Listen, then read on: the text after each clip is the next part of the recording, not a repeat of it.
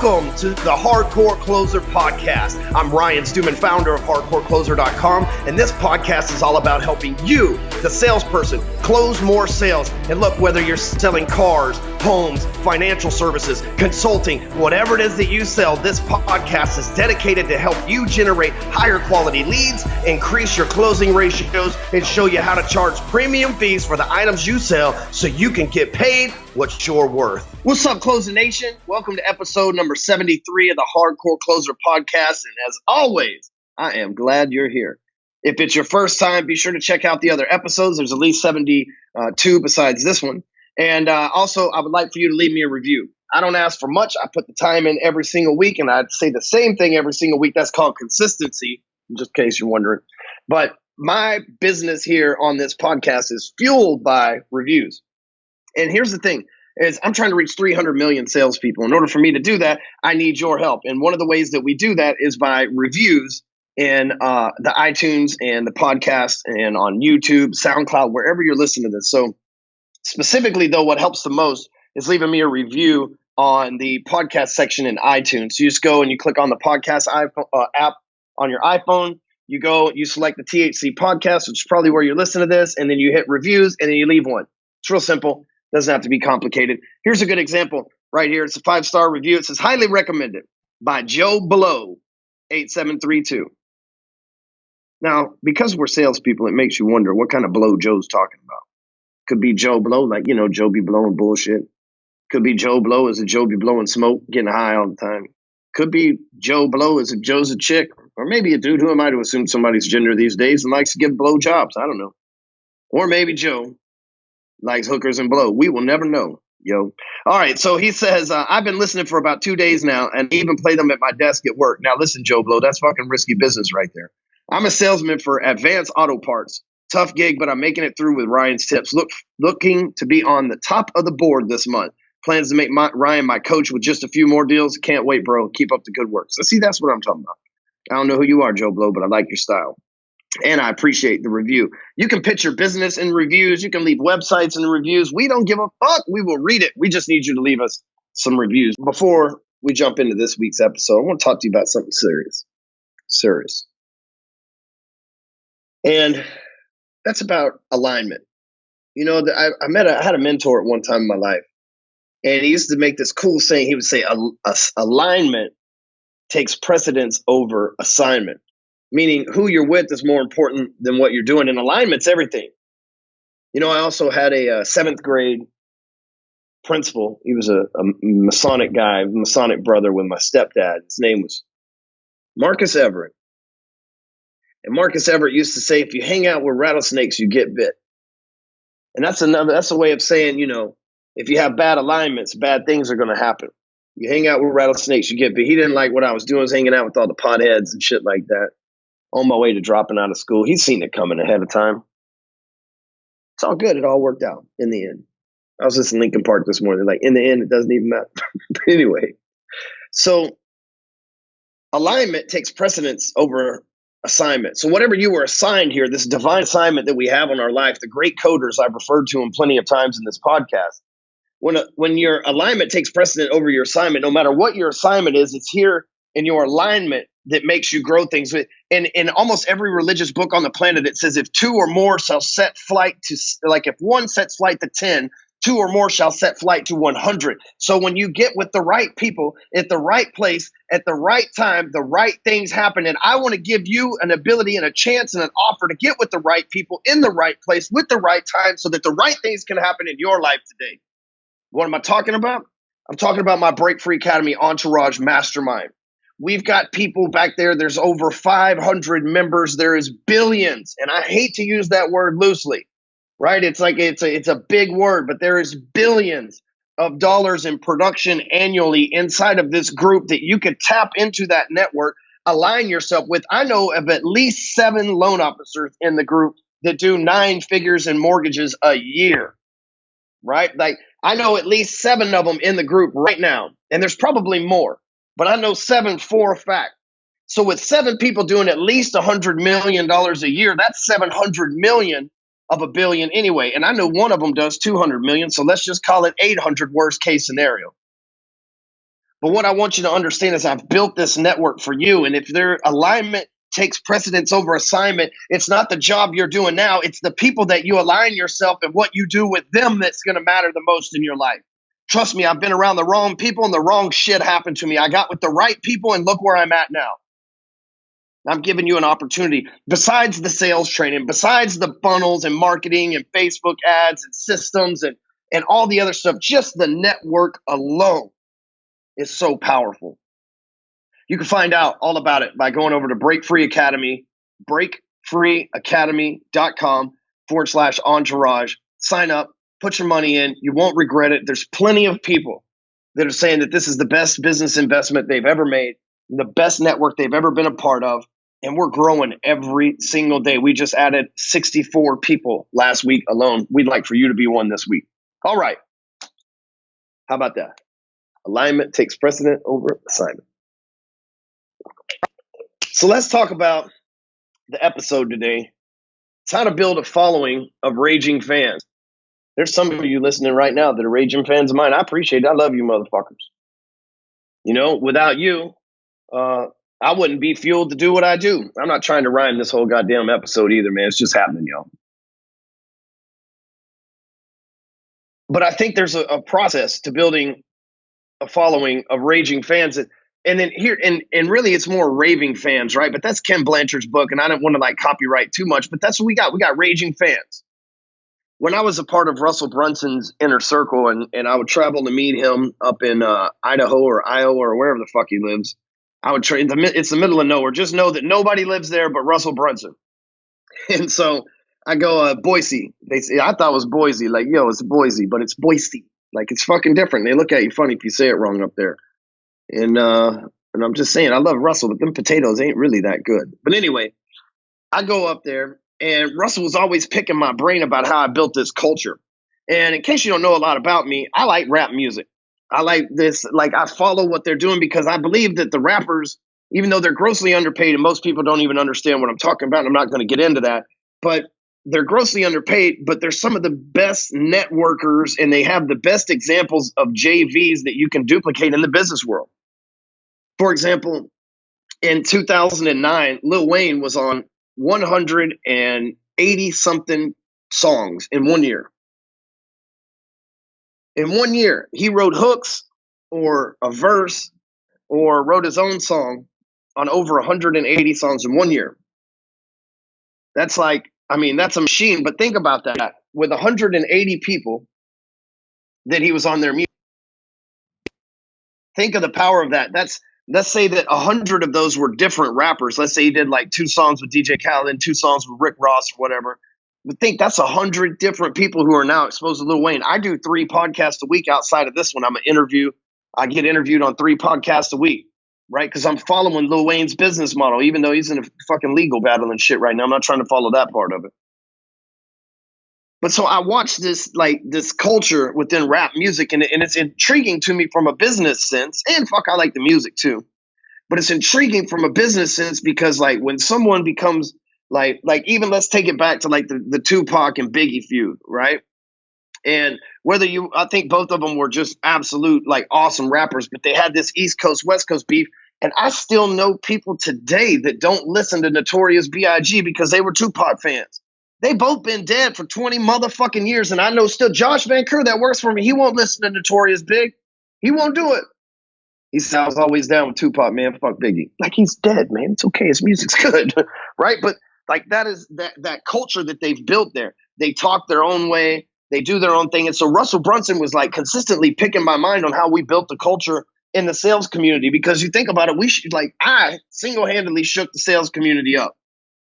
It's weird saying that. And it's not an ego thing. It's a fucking truth.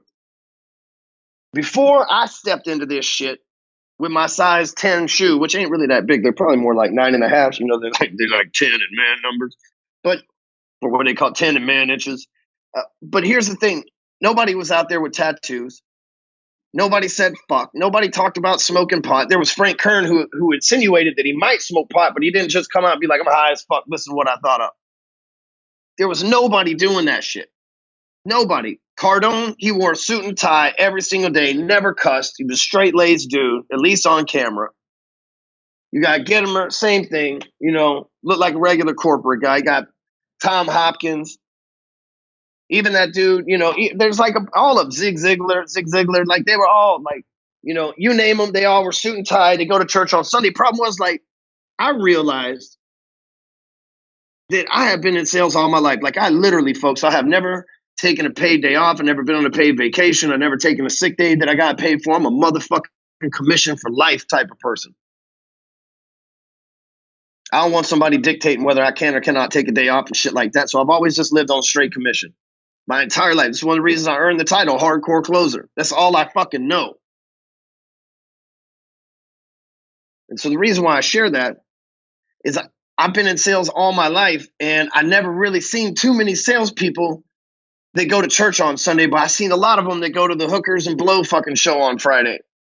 I've seen a lot of them that can't wait till Friday so we can go out and party and have a good time and get bottle service and do whatever debauchery we want. Some people, they go and they spend time with their families. I'm not saying everybody's a loose cannon, but the people that go and spend time with their families now used to be loose cannons for the most part. Right? I always say we're not in sales because we got some silver spoon that we were born with that was up our ass and we went to Ivy League college. We're in sales because you're a lot like me. You have fucked up and made a lot of bad decisions, and sales has been the one thing that's constant, the one thing that will save your ass that's always been there for you. Well, I recognize this. I recognize most sales guys got tattoos and then did adrenalized things on the weekend, right? They raced motorcycles. They went out on boats. They had fast cars. They went out drinking. They banged chicks. They banged dudes, like whatever they're into. Who am I to assume this shit in this politically weird world that we're in? But like all these things, right? And I thought, nobody's keeping it real with these motherfuckers. Everybody's telling them you got to go to church on Sunday. You got to wear a suit and tie. You got to be professional. You can't make friends with your clients. Keep business and your personal life separate. And man, we don't live in a world like that anymore. And so I just said, you know what? Fuck it. I'm going to come out here. I'm going to get tattooed up. I've always wanted tattoos anyway, but tattoos like the sleeve that I have, which is, I'm working on it again next week. I finally figured out what I want the rest of it to be 2 years later. But the sleeve that I have was like a symbol of me not going back to work. I know Matt Motil spoke at Break Free Academy, and he had both of his hands tattooed a few weeks before he showed up. And he said, these hand tattoos are the symbol that I'm never taking a motherfucking job for somebody else ever again. And that's kind of what the sleeve was. And it was also I like selling on worst case scenario. People hit me up all the time. Hey man, I want to become a millionaire. Bing, you should work hard. That's my answer. I don't tell them, hey man, I got the magic formula. Come with me and just give me 30 grand. I don't operate like that. I like the takeaway clothes, and I like to push back the resistance on somebody because I want to know how bad they want it. I had a track record of winning, so I want to know how bad somebody wants it. And so this tattoo was like a symbol of me leaving, and I thought, well, if I can go out here, and while all these other sales trainers are wearing suits and ties and acting like the shit don't stink and that they've never made a mistake in their entire life, if I can show up in a t-shirt, some Vans, some jeans, no Rolex, no Rolls Royce, no nothing like that, covered in tattoos, talking about how I got 2 felonies and talking about how I dropped out of school and I was adopted and all these divorced 3 times and all these fucking complete fuckery things. If I could sell through all that, then I am the hardcore closer. And I'm going to disrupt this fucking marketplace. And that's what I did.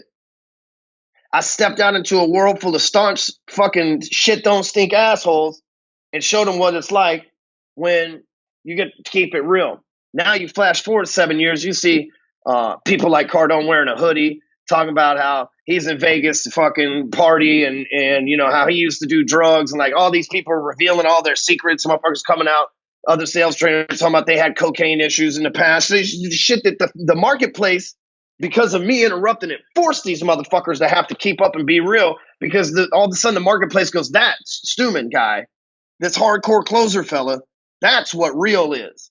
These fucking guys over here are some fucking frauds. Oh shit. And in the meantime, they all hate me. But that's okay. I'm not mad at them. I didn't come. It's like Conor McGregor said, I didn't come to take part. I come to take over. I'm a lot younger than them, a lot smarter than them. And I work harder.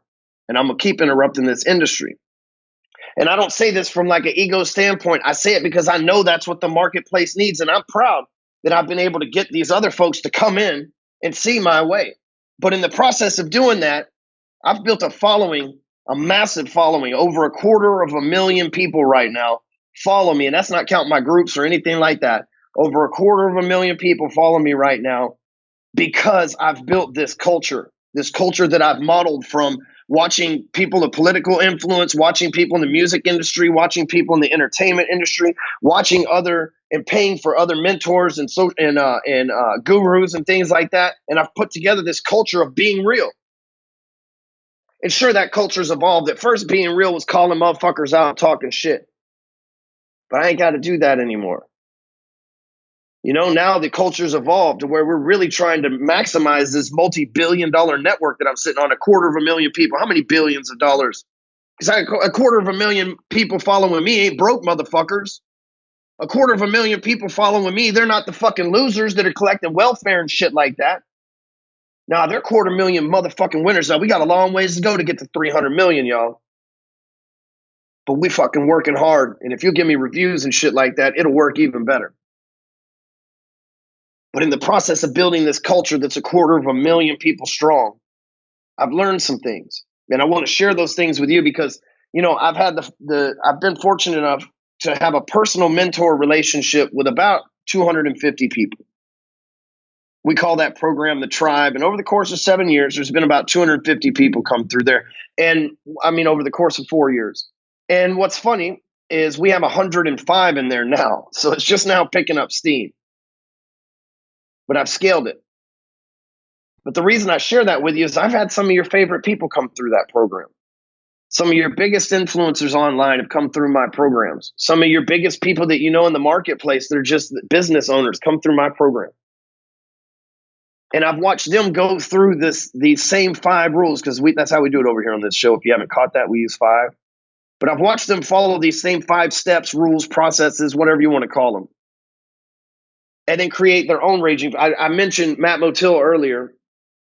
I've watched him go from like this dude that was like trying to figure life out, that had this like doctorate degree, to this dude who has raving fans following him, reading his book, asking him for autographs, asking him for his advice, buying houses from him because he's followed these, he's built his culture, tattoos and everything else. He's built his culture following these steps. Step number 1 is be authentic.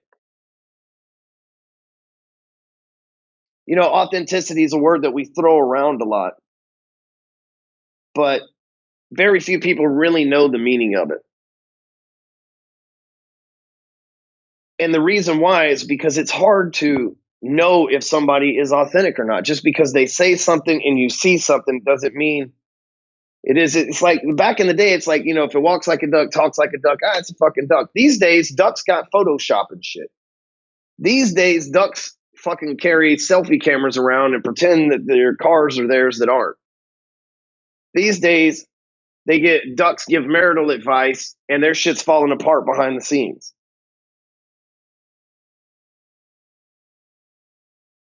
I wrote the book on being authentic, and it's right here in front of you. It's through this podcast. It's through all my videos. You watch me go from living in Wiley, Texas in a 1,200 square foot home, using the office in an extra bedroom, recording in a bedroom that was empty, not because we used it as a recording studio. I just couldn't afford furniture for it. When I left the mortgage business, my world was upside down. I didn't expect to have $300,000 a year pulled out from under me. And I told the marketplace, I'm going to be real. I'm not going to be suit and tie. I'm not going to be douchey. I'm not going to fucking, even when I got nice shit, I'm not going to flash it in front of people's face. I flash assets in front of your face, but you don't see me flashing Rolexes and shit. But I talk about that I own houses and businesses. I'm proud of that. But I could give a fuck about your Christian Louboutin shoes. Now, Amy, my other half, let's just be real, everybody. The reason why I don't have Christian Louboutin shoes or Rolex is because Amy gets all my money. Her and them damn kids. Them kids are like $8,000 a month between child support and private school and daycare. It's like legit $8,000 a month. It's fucking mind blowing, man. I want the best for my kids, but God damn it if they're not expensive. It's $100,000 a year. $100,000 a year. It's crazy. Anyway. But as I went through those transitions, I fucked up and leased my house out in Wiley, and the people turned me down for a house in Plano that I was trying to lease from them. And I owned the one in Wiley, and I leased it out. And that family moved in. I didn't get to move into the one in Plano. They denied me after the fact because they got a better applicant. It was a whole fuck deal. But what do? I had to move in with my in-laws. And I made videos from the house. I didn't act like it was mine. But I made videos from that house and I kept it real. Hey, man, I fucked up, y'all. Made some real estate mistakes. House is getting some positive cash flow, but here I am. So I'm just going to save the extra money that I get for a while and start my own business. Fuck it. And I was just authentic. And half of those videos you see, I'm talking to myself. I'm just letting you watch. And I said that all the time through those videos. Hey, don't get mad now. Don't get mad. I'm talking to myself. I'm just letting y'all watch. And I've been authentic. When I went and drank ayahuasca and took mushrooms and did combo and shit in Utah and went on this fucking trip and talked to God and all this other stuff that probably sounds crazy as fuck to you, but if you were in Break Free Academy, you would understand it because there's a whole article on what the fuck went on, right? That's worth $297 a month right there. But when that happened, I talked about it publicly and I was like, I physically evolved and changed as a person. I shed an outer layer, an outer exterior of tough skin and emerged a different person going through that process. My Facebook posts have been different. My demeanor is completely different. My employees will tell you I'm not running around here yelling anymore like Ari Gold. It changed me, and I've been authentic about it from the beginning. And I like wearing suit and ties. Don't get me wrong. Sometimes I speak on stage. I play the part. But we know what the fuck is really up. Number two, how you build a raging fan base is you deliver above and beyond. I was speaking with a client this morning, and he asked me about a referral, and I told him I used that guy, didn't like him. And he said, I appreciate your honesty, man. I said, well, here's the thing. A lot of people, they sell that they're going to help you do X, Y, Z. And then it comes down to it, they don't want to do the work. He's one of them. He said, yeah, you're right. And I said, well, here's the thing that I always do. I always sell worst case scenario. And then when you deliver above it, like if you sell worst case scenario and you close somebody, so in my case, it might be tattoos and rough language and drug abuse and all this other shit that we talk about. I'm selling that worst case scenario. And when I deliver above and beyond their expectations, dude, they fall in fucking love. They're like, this motherfucker talked me into some bullshit and delivered 100 times more than he promised. That is so the reverse of everybody else. But I figure if I can sell you on worst case scenario, then I'll keep you forever because I've blown your expectations out of the water. Most people try to sell people on best case scenario and they never make anything the best of anything. But if you can deliver above and beyond, that's how people fall in love with your shit, for real. Number three, shoot them straight. You know, I always tell people when they come to me exactly what they need to hear, not what they want to hear.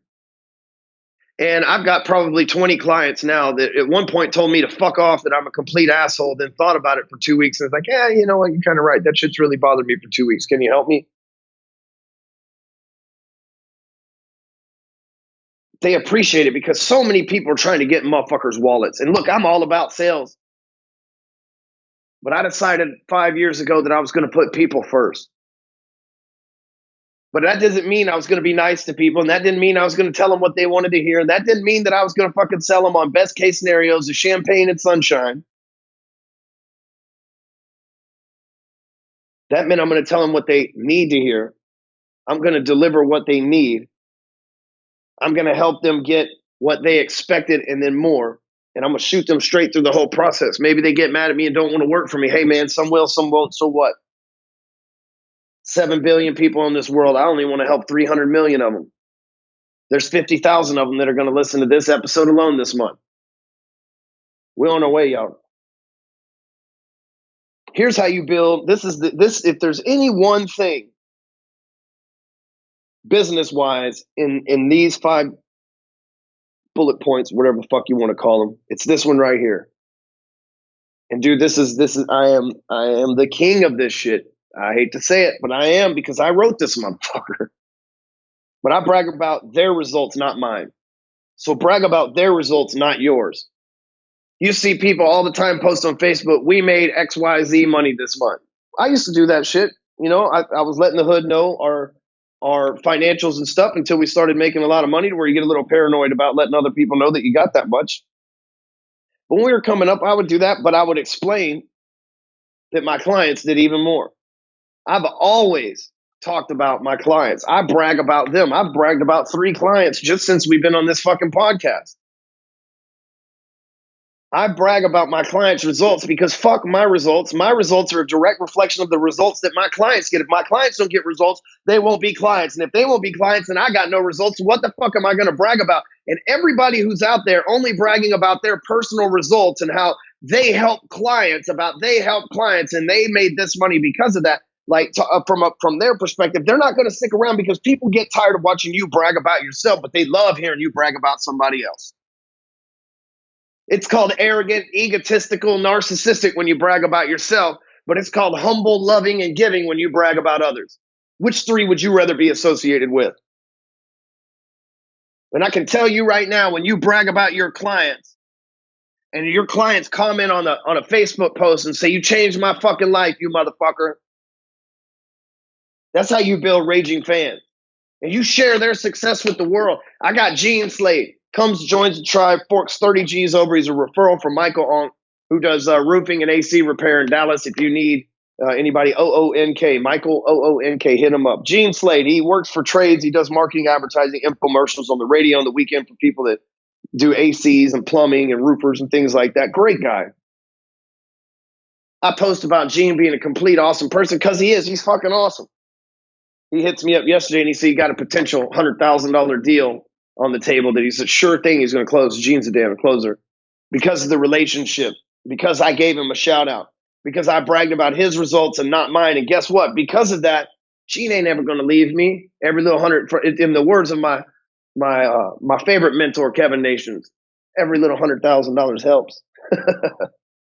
They brag about their results, not mine. Who gives a fuck how much money I make, how much my clients make? Because that's what they're going to be. They're not going to be me. They're going to be one of my clients. And so I want to show them that my clients in their area are getting the results that they want to experience right now because of what we're doing.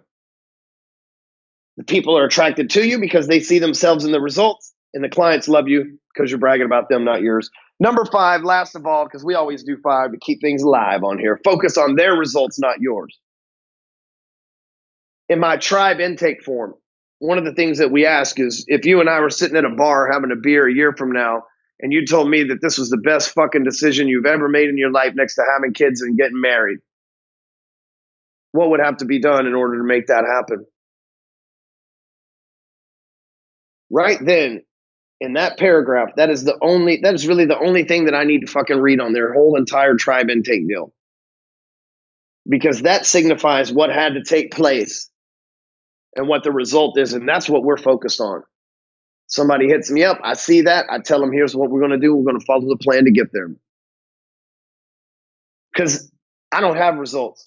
They have results. I have instructions, advice, and help, and expertise, and a team to back people up that are clients. But I don't have results. Their results are my results. They do $200 million a year in mortgages. Those are my results. I'm not doing mortgages, so I don't have mortgage results. I'm not flipping properties. I don't have property flipping. I mean, I do flip properties, but you know what I'm saying? I don't sell things for real estate. I don't sell properties. I don't sell insurance. I don't sell credit repair, so I don't have those results. But their results become my results, and we share in that victory together. And man, that's how you create a raging fan base. So let me go through this one more time with you. Be authentic. Don't bullshit people.